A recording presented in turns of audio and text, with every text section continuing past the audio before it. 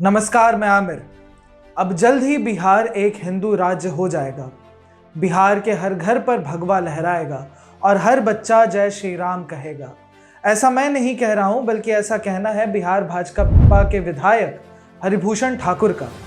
बिहार में 2 अक्टूबर को गांधी जयंती के दिन जातिगत जनगणना की रिपोर्ट जारी की जाती है।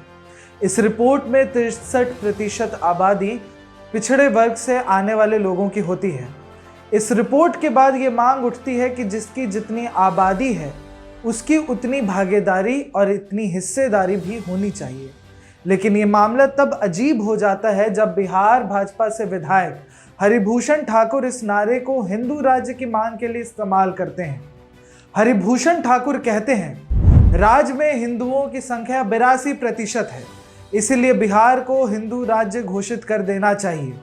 इसके साथ ही हरिभूषण ठाकुर का यह भी कहना था कि बिहार में हिंदुओं के ऊपर अत्याचार बढ़ा है। अगर हिंदुओं का बोलबाला नहीं हुआ तो बिहार इस्लामिक स्टेट बन जाएगा। ऐसा नहीं है कि पहली बार किसी भाजपा नेता ने ऐसा भड़काऊ और गैर जिम्मेदाराना बयान दिया हो। इससे पहले भाजपा सांसद गिरिराज सिंह ने भी बिहार में शरिया कानून लागू हो जाने की बात कही थी। देश में पत्रकारों के ऊपर यूएपीए लगाने वाली सरकार बताए कि क्या भाजपा विधायक के इस बयान से भारत की संप्रभुता पर खतरा नहीं होता? क्या हमारी सरकार और हमारा समाज कट्टरपंथ को एकदम सामान्य कर चुका है? कुछ महीनों पहले बिहार शरीफ में दंगा होता है। कुछ उपद्रवी मदरसा अजीजिया में आग लगा देते हैं। बच्चों की किताबें जल जाती हैं। लेकिन उस समय अल्पसंख्यकों के पक्ष में भाजपा के कोई सदस्य बोलने नहीं आते। थोड़ा और पीछे चलते हैं। साल 2022 के रामनवमी के दिन मुजफ्फरपुर के साहिबगंज विधानसभा क्षेत्र में एक मस्जिद के ऊपर भगवा झंडा लहरा दिया जाता है। सीवान में सितंबर 2022 को एक शोभा यात्रा निकलती है। 2 समुदायों के बीच तनाव होता है। उसके बाद पुलिस एक ऐतिहासिक गिरफ्तारी करती है। पता है किसकी?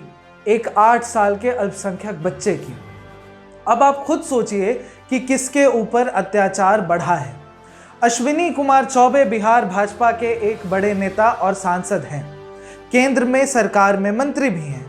इनके बेटे अरिजीत शाश्वत के नेतृत्व में 17 मार्च 2018 को भागलपुर में एक बड़ा रामनवमी का जुलूस निकलता है। लेकिन ये जुलूस एक दंगे की शक्ल ले लेता है। लेकिन ये दंगा भागलपुर तक ही सीमित नहीं रहता, बल्कि इसकी लपटें कैमूर, सीवान, गया, नवादा, समस्तीपुर, नालंदा और औरंगाबाद तक पहुंचती है। पुलिस को इन दंगों को शांत करने में 1 हफ्ते तक का समय लग गया था। उस समय बिहार में भाजपा और जदयू गठबंधन की सरकार थी। आज के समय में बिहार में सांप्रदायिकता को बिल्कुल सामान्य कर दिया गया है।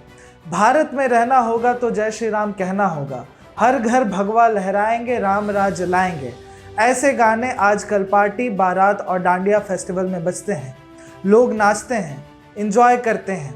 फिर अगले दिन एक समुदाय पर हिंसा की खबर पढ़कर सारा दोष नेताओं पर मढ़ देते हैं।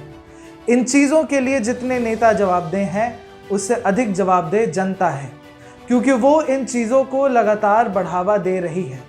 क्यों हमारे देश में हिंसा और नफरत को इतना सामान्य किया जा रहा है?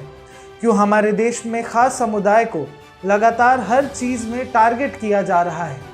अगर सच में देश में बहुसंख्यक खतरे में है तो फिर हमारे प्रधानमंत्री और गृह मंत्री 9 सालों से फेल हो रहे हैं, क्योंकि 2014 से पहले कोई खतरे में नहीं था। या तो ये एक प्रैंक है। जी बिल्कुल, एक प्रैंक। आप लोगों ने YouTube पर कई प्रैंक वीडियो देखे होंगे, जिसमें से एक शख्स कैमरा लगाकर किसी का मजाक उड़ाता है। यही हमारे साथ भी हो रहा है।